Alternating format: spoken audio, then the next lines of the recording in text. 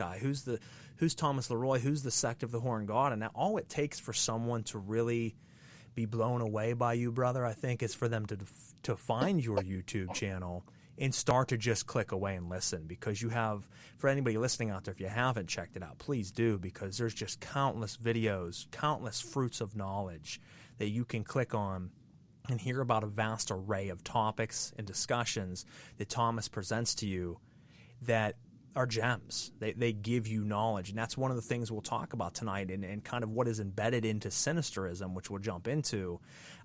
Even if you don't know what that term means, you're witnessing it when you're watching his videos. Thank you, my friend. I appreciate that. Yes. Well, do you want to get into Sinisterism right now? Or? I say jump right into it, brother. Why don't you explain to us kind of how you came about, forming your brand of Satanism, Sinisterism, and your brand of the left-hand path, and why it is different than what you're seeing a lot of organizations just spewing out these days? Well,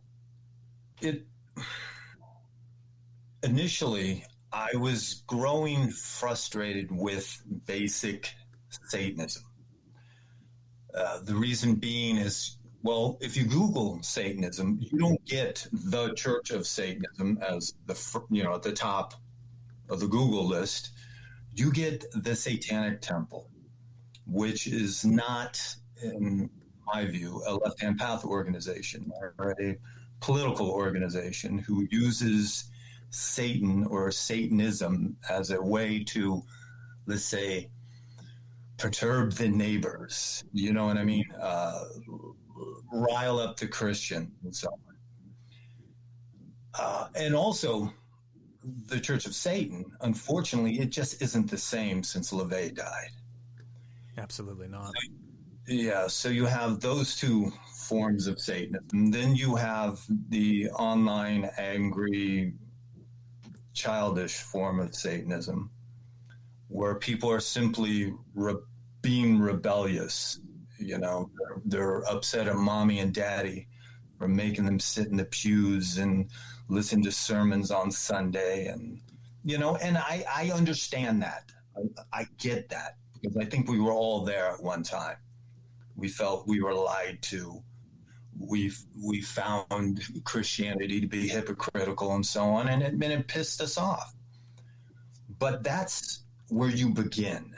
That's not where you should stay. And too many people, people my age, if not older, I see that they're still there at the starting line. So I decided to, also myself innately, I have a very, how should I say, extreme nature.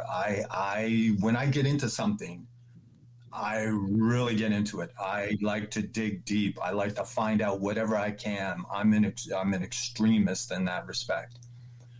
So I started investigating different aspects of the left-hand path than simply Satanism.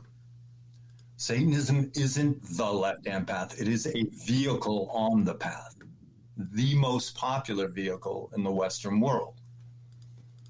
So I decided, okay, I'm going to look beyond that, into dark paganism, into forms of Odinism, if you will. Hinduism has become a big part of my personal practice. And after a while, I decided, okay, a Satanist, is who I am innately, as codified by LeRoy. I am by just my character, my nature is satanic. But I wanted more. I wanted a word that expressed more. So I came up with the term Sinisterism or Sinisterist. Now, these words already exist. And for instance, if you Google it, you might get a book called Sinisterism, which is written by a right-wing political type who uses it in reference to the left, political left, that is. Now, of course, the left-hand path and leftist politics, they are not the same thing. They just share that word, the left. Anyway, I decided to use the word sinisterism because sinister, the word sinister, comes from the Latin word sinistra, meaning left. So it's an eclectic form of the left-hand path. And also, there's so many people out there that like to incorporate more than simply Satanism or Luciferianism or whatever into their path. So if you are someone who is very eclectic in their tastes, in their practice, you would be a general, let's say, sinistrous, and generally speaking. Now there's another form of sinisterism, if you will, where it goes a little more in depth. And as in that quote that you read, it is getting into primal aspects of not only yourself, not only your psyche, but also going down into history to try to uncover some root purity, if you will. Try to find that initial spark that set this all off.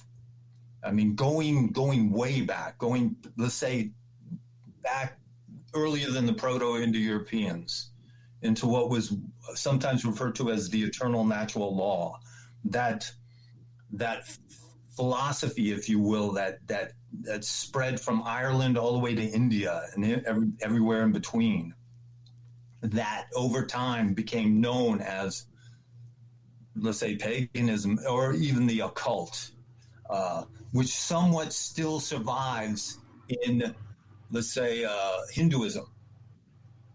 Hinduism has it's the one practice that still has very strong aspects of that original core philosophy, and that is what I am, in a sense, searching for, trying to find that truth. Who was that first individual? And of course, we're never going to know who that individual is, but I'm attempting to try to uncover who was that first individual, who's that first god, that was etched on that cave wall, possibly a horned god.